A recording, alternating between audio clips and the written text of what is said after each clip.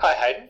So we've got the video rolling, and we're just doing a quick update for the CLI in relation to how lawyers can perhaps get themselves set up quickly if they've now needing to work outside the office, and how they can use Office 365 and particularly Teams to be able to maintain business continuity and manage their matters using the Office 365 suite. So over to you.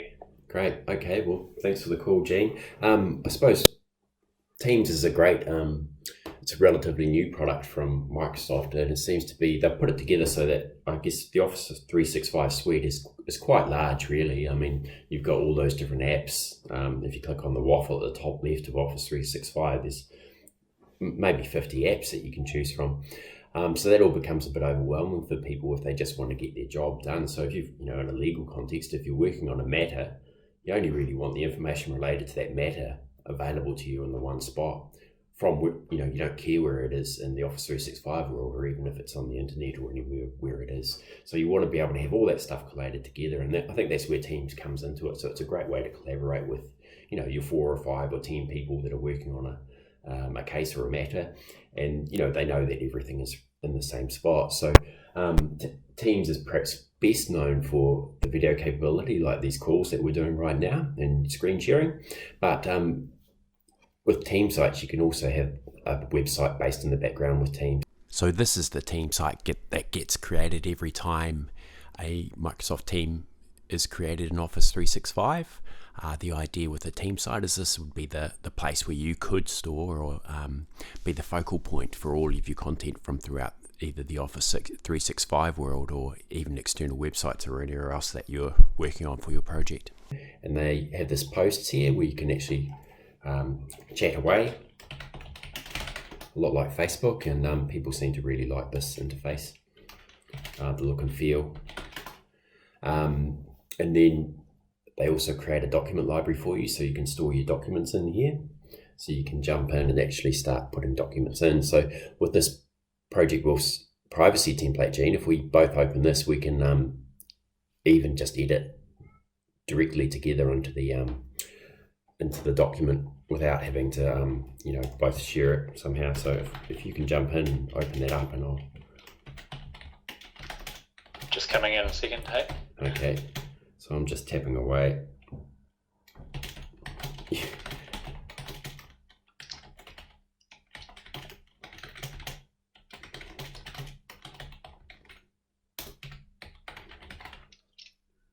Oh, there you go, and you've jumped in there too on my screen. Nice work, well done, Hayden. Thank you, Gene. Very kind. So yeah, as you can see, we can both tap away on the same document. So you can have many hundreds of people, maybe even thousands, all operating on the same Word document. Might get a bit out of hand. On Word, I think it's locked down to the line. In Excel, when you're multiple editing, it's locked down to the cell. So you can have, as long as you're in a different cell, nobody else can go in and actually start editing over what you've done. When you're happy, you can just click close. Is it right, Hayden, as well, that there may be some limits in Teams in terms of who can automatically be able to edit the document in that way, but if you want to share it more widely, you can still do that using SharePoint? Exactly. So yeah, there's no exact share button from within the team. So everywhere else, if you're used to SharePoint, you click on anything and you can share it, but you can open in SharePoint and then share from there. I guess the idea of Teams is that if you should really be in the team if you want to be seeing that content. So yeah, I guess what we could do, Gene, if it's worthwhile, is just quickly perhaps create another project site or a team site here, and I can show you how to add some tabs across the top. I think that'd be really helpful, Hayden. I think there'll be a lot of people that are having had to move out of the office.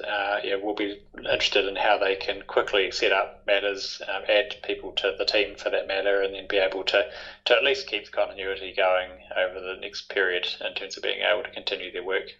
Exactly. So it's kind of easier. There's lots of different ways to do this stuff, obviously, but it is slightly easier if you've already got your content on a SharePoint site. You can just put those tabs straight in there. So let's say you've already got a site set up for your matters already, and I know we've got one for the webinar. So if we can just link to that straight away. So this is called the CLI webinar Oh, we wanted one, didn't we?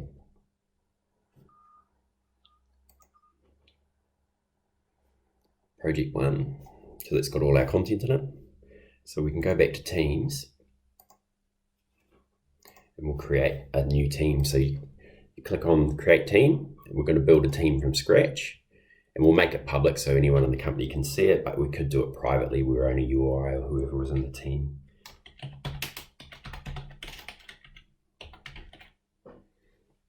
So click Create, and that's going to provision a team and all the different SharePoint sites and all the things that are needed to actually get this team working in the background. And it happens incredibly quickly, really. So we'll add you as a member, Jean, and I might even make you an owner. Thank you. You're welcome. It's very important when you're setting these up that you know who the owners and the members are. So teams are kind of by nature hidden, especially if you're doing a private team. So it's probably worth coming up with a policy around how you do these teams. Should you ask the IT department to create it so that it's created by an admin role so they can always help you out if something happens. Right, and this is the out-of-the-box team. As you can see, we've got our initial feed happening on the home screen, so we can jump in there and add whatever we need to in here. And then out of the box, we've got a link directly to the SharePoint site that has also been created for this matter. Even though we've already got one, they create another one for us. So may or may not be useful, but theoretically that's there, and that's what this files links to. So it doesn't necessarily link to that site that we already had, but we want to link to that site. So we're going to create a link to the document libraries that we've already got created. So we can click Document Library, and then it knows which one we're after because it's probably done a search on the name, and we'll put the correspondence document library in there. So it's useful to do this, and you'll be able to pull document libraries from throughout your SharePoint site into the same team. So you don't necessarily have to have everything in the same site to be able to pull in these tabs. Hayden, is it fair to say that you can set up teams really quickly just within the teams setup, but it is then open to more variability because different people might structure them in different ways? So in an ideal world, you'd probably still be looking to use SharePoint for a more structured, consistent approach, but in the short term, if that's really what people's main concern is, then you could do stuff within Teams, and that should work fine. Exactly. I mean, my big fear around Teams is it's not, while we're going and you've got the team members still in the organisation, it's not a problem. But 6 years down the track, if you've got a team of people who've worked on stuff and they've all left the company, then it's quite hard to actually search through all that content because of the restrictions. So you may not actually ever be able to retrieve that content ever again. If you're the admin person or you've been tasked to actually find or help someone out who's, can't remember where they saved their document, unless you as an admin or a member of that team automatically, it's almost lost information. So it's a step up from email in that instance, in that, you can theoretically find it all, but it is almost all locked up like an old email inbox. So, when people leave an organization, it's like, oh, what do we do with their emails?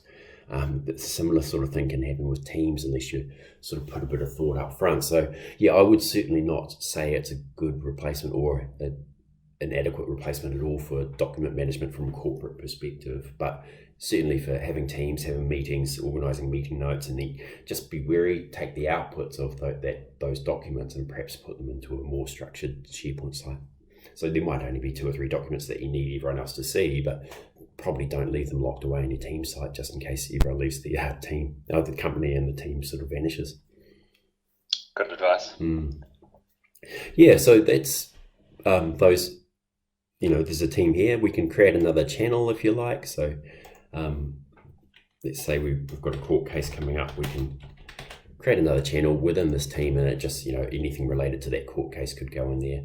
That's going to create another document library, another folder in the one document library down there, but you can also add your extra columns here, and it'll create a separate feed for you to add in here.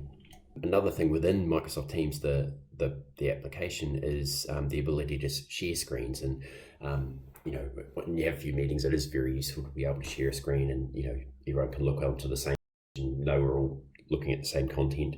So to do that, go to the video button and you've got the share button here. So I can stop sharing now because what I'm sharing is my screen with Jean. But I'll stop sharing now and actually create a whiteboard session for us so that we can brainstorm some ideas around what to include in the call. So this will start up a whiteboard. Again, it's an Office 365 product call. I guess it's Office 365 whiteboard.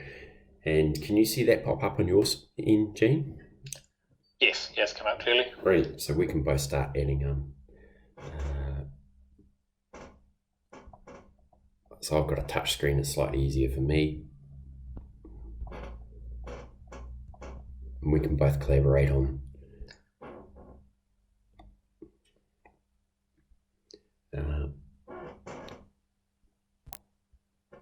together onto the whiteboard. And again, that could be quite useful for, if you're doing a brainstorming session or trying to work out how you're going to structure something. A whiteboard is handy. And then when you're done with the whiteboard, it just gets saved to the whiteboard files and you can then download that and include it in your team as well. So if I want to stop sharing now, I just click over and click the stop sharing button.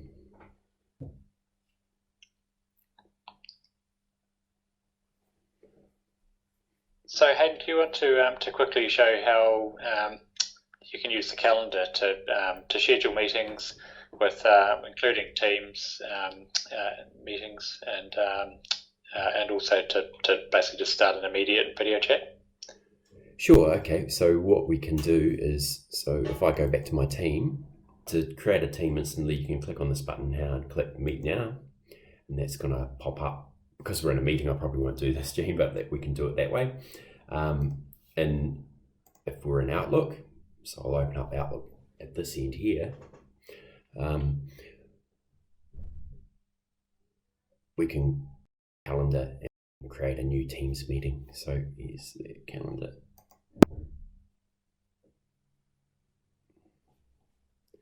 And we can go a new Teams meeting.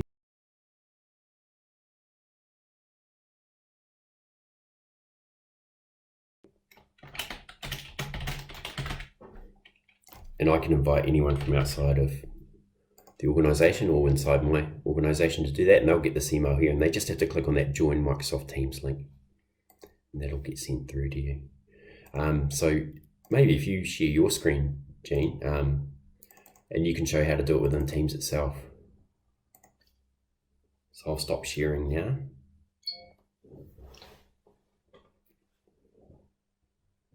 So can you see my screen there? Yeah, it's come up. Cool. Okay, so yeah, if I want to do it within the calendar tool, I can just come over to the left-hand side where you can see calendar, and I've already got one meeting in here with Hayden. I could easily do another one just by selecting the time, and I can add details.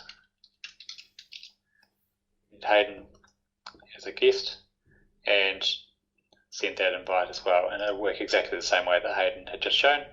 And also in the calendar tool, there's the ability here to select Meet Now and start a private meeting. So yeah, there are many different ways that you can use Teams to set up your meetings or schedule immediate video calls. Absolutely, and may seem a bit strange to someone just starting up with Teams, but if you go into organisations that have been using it for a long time, it's just become second nature almost instantly.